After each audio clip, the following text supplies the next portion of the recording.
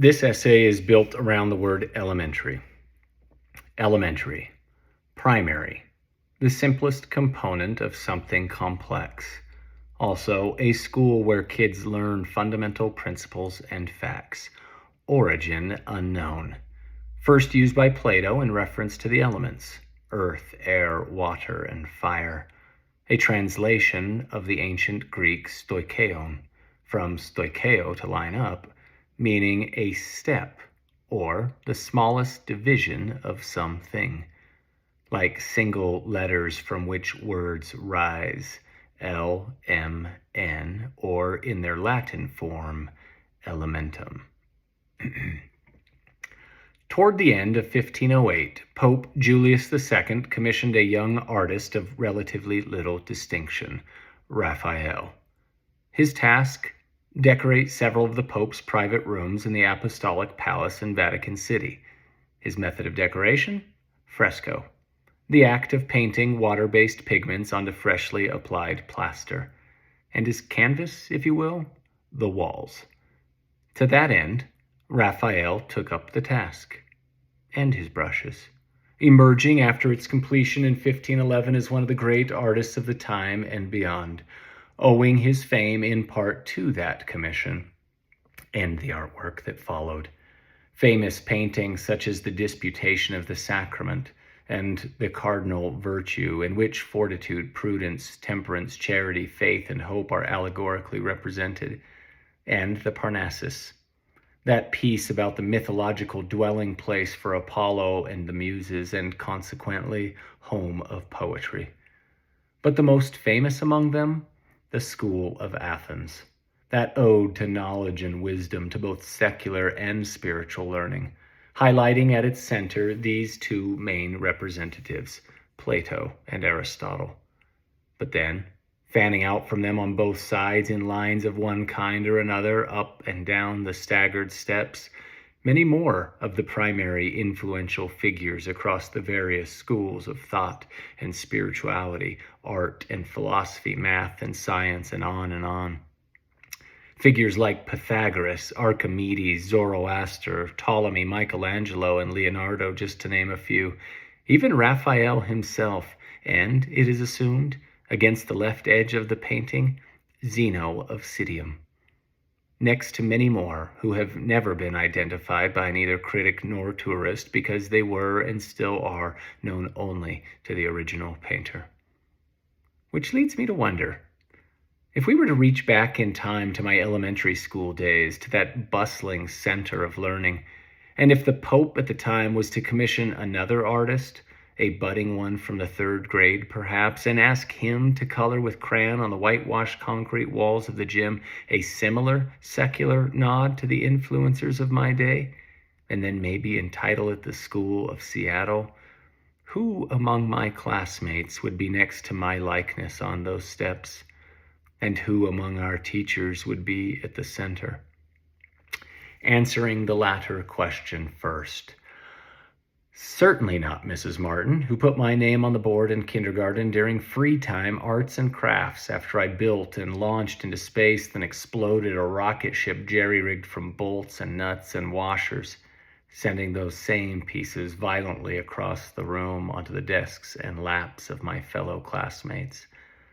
And not Ms. Davies either, who screamed at the top of her lungs after catching me trading sports cards with a classmate when her back was turned, writing on the board something to do with language arts. What can I say? We had a lot of bike riding to do in our off-school hours, and cards for spokes were a hot commodity. Mrs. Brazier, who we called Mrs. Brazier when she was out of earshot, is out too on account of the extreme embarrassment I sustained when she called me up to the blackboard to do a math problem I did not know. Mr. Achatullo, during a science lesson on volume, vengefully forced a kid to pick his nose and fill a beaker. Mr. Lombardi swore, then threw his math book across the room and the pages tore from their spiral binding, and Mr. Chamberlain interrupted his history lesson, probably on the Greeks, just to confiscate my basketball for bouncing it too close to his room. So no, they too are out, and out. And not Mrs. Copeland either, because I was not good enough for her hotshot roller skating daughter. even though I would have loved her with a love more indelible than that couples only skate, the chicken dance, or mid-rink, the hokey pokey, which was hokey, and I didn't want to do it anyway. So that leaves at the top of the steps Mrs. Moser, my third grade teacher, who, like one of Apollo's muses, inspired within me a high renaissance of my own, especially on the subjects of art and writing. But which of the kids, those primary influential figures of the impending future, might surround her? Let's start, shall we, with the end crayon drawing in mind. The image of us all lined up, like after recess, single file against an orange brick wall in front of a blue classroom door, as if waiting for the light to turn on and our teacher to enter from the inside hallway and let us in before beginning the second half of the day, where, our parents and teachers hoped, a light of a different kind would turn on. Which, let me tell you, was no small ask, seeing as we subconsciously lived by these words of Plato: knowledge, which is acquired under compulsion, obtains no hold on the mind, and because school was the last place most of us wanted to be. Still, there we were, and in the final artwork on the wall, there we would be. Me in my shiny purple 1980s Lakers jacket with a basketball under my arm like a gun on my hip, because I was, on those outside crumbling asphalt courts, something of a sharpshooter. Next to some kids with whom you are already familiar. Yoshi, my Buddhist friend, sushi in hand, ready to trade for my peanut butter and jelly, listening to his mixtape of 80s love ballads. When a man loves a PB&J. And Tiffany, of course, on whom I had a crush, as you know, but who then, without the slightest consideration of my feelings, crushed my heart by moving to a different school. And did 2 years of holding hands and playing house at recess instead of basketball mean nothing to her? Never forgive a friend who betrayed you once, Plato taught. They will betray you again. How wise he was. And Kyla, who never reciprocated my feelings, but did after it was me who had moved away, once let me know in a letter, in response to a very specific question I posed to her, that if I hadn't moved, she probably would have gone out with me. Which means we would have held hands, and I would not have needed to overbuy Valentine's chocolates, and we would have kissed, and maybe even French kissed, after school by the corner of the play shed in front of a crowd of squealing classmates. And how my heart leaped at the thought of being good enough for her and knowing we would have been together, probably forever, if my parents hadn't moved me away. But they did. Which is why, on the entire drive out of town, I also turned to Michael Bolton, hyper-focused on these lyrics from one song in particular. Tell me, how am I supposed to live without you? And then a lot of other kids, too. Kids you have yet to meet but should meet, if for no other reason than they, like the smallest building blocks of life, make up who I am today. And to know them is to know me, and to know me is to know them, which idea, know thyself, is another truth that often occupied Plato's mind, taught to him as it was by his teacher, Socrates, who, maybe, the thought occurs to me, also yelled at his student a time or two for daydreaming, or once threw a book across the room in a burst of vexation. Plato, pay attention. I am intelligent because I know nothing. But just because you know nothing does not make you intelligent. And kids like Robert Sogum, who is sure to be on the uppermost steps, and about whom I could write an entire book detailing our adventures together. Like the summer day we dug a huge hole in the middle of his backyard, then filled it up with hose water to cool off in, only to have to promptly put the dirt back after his dad came home from work and was not as pleased as we were. Or all the times we spent the day on our bikes, exploring the neighborhood and beyond, sports cards fluttering between the spokes until the street lights turned on and our moms called us home for dinner. And Alex Finnegan, who accompanied me on bike as I rode to the store and purchased for Tiffany Williams a subtle token of my feelings, a single can of Crush soda, grape-flavored. which I then placed on her doorstep, rang the doorbell, and ran. And it would have worked wonders for our relationship, I think, had the grocery bag not broken on the way to her house, and the soda can not then fallen to the asphalt and become dented, and the shook-up soda not started bubbling out a tiny hole, leaving all over her porch a sticky purple puddle. And maybe that is why she soon after dealt the crushing blow of breakup, which made me, even in my young age, turn to Jesus in prayer that night, because, like grapes in a wine press, he too was crushed under the weight of rejection and betrayal, sacramentally so, with little dispute. So of all people, he would know how to comfort my 10-year-old heart, dinged up as it was, shook to the core, and ready to burst. Kids like Amy Madden, who first set my heart on fire in the second grade long before Tiffany Williams, and for whom I snuck into my mom's room once and stole from her jewelry box a gaudy ring to give as a declaration of my undying love. Because in elementary school, I guess, the lines are blurry between stealing things and stealing hearts. And Hua Young Kim and Katie Chang and Jenny Cortez, who each took turns wearing my Lakers jacket while I played basketball at recess. And even though I too knew nothing, I was clearly not intelligent enough to read the writing on the wall and see that they had crushes on me. And why on earth was I wasting my time and lawn mowing money chasing the unattainable Kyla, other than to say, as Plato once did in his writings, love is madness.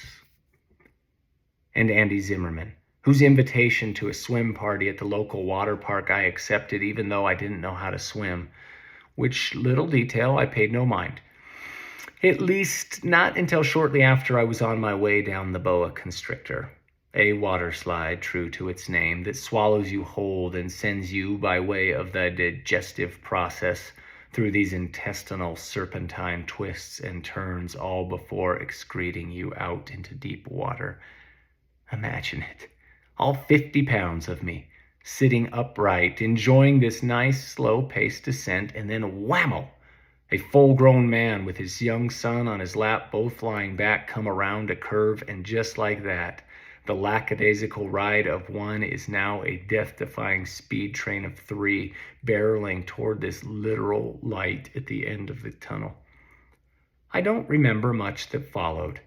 Just that the man and his son skipped across the water like flat stones, but I, bloop, dropped right off the slide's lip and sunk in the deepest part of the pool. And this is where it hit me. You don't know how to swim. Then bubbles. Lots of bubbles. Gasping for air. Please, air. And thrashing. Lots of thrashing, too. Until, after what seemed like forever, my hands scraped the textured pool floor in the shallows, and I rose to my feet. I wiped the water from my eyes. The teenage lifeguards in mid-stride to my rescue stopped and returned to their chairs, and that is how I learned to swim. That is when I learned that swimming is nothing more than a controlled thrashing, and that if you thrash long enough, you will be all right in the end. And a lot of others who bring to mind Plato's teaching that we can easily forgive a child who is afraid of the dark, but the real tragedy of life is when men are afraid of the light. Yes, lots of other kids, so many kids growing up in the dark because of parents who were afraid of the light. Like Nathan Beck, who would light up a cigarette on our way to school and then again on our way home, and who once said he would pay me $5 if I picked him on my basketball team at recess because he wanted to win so badly. Which deal I struck because I had chocolates to buy for the one not wearing my Lakers jacket, and how greedy love had made me. Which brings to mind Plato once again in this passing thought: the more men value money, the less they value virtue. And Brandon's friend, and Nathan's friend, whose name escapes me, but who stole his dad's handgun, snuck it in his backpack, and then on the way to school, fired it at a tree in another kid's backyard just to give everyone a scare, which thing he achieved, but which also got him a trip to the detention center, where he probably ended up in a cell next to my neighbor, the murderer. and Jesse Barlow, who gathered some of his classmates around him at the beginning of the third grade recess, me included, then proceeded to pull from his backpack a copy of his old man's Playboy and hand torn out pages to each of us, unsuspecting, wide-eyed, and suddenly afire with curiosity. And I am sorry to say, rather than hand it back, I folded my page and put her in my pocket, and took her home and slipped her under my mattress and would peek at her from time to time before eventually setting her on fire in my backyard, in my shame, thinking that if I burned the evidence, I could free myself from Miss Independence Day for good. But that was not to be, and it was not good.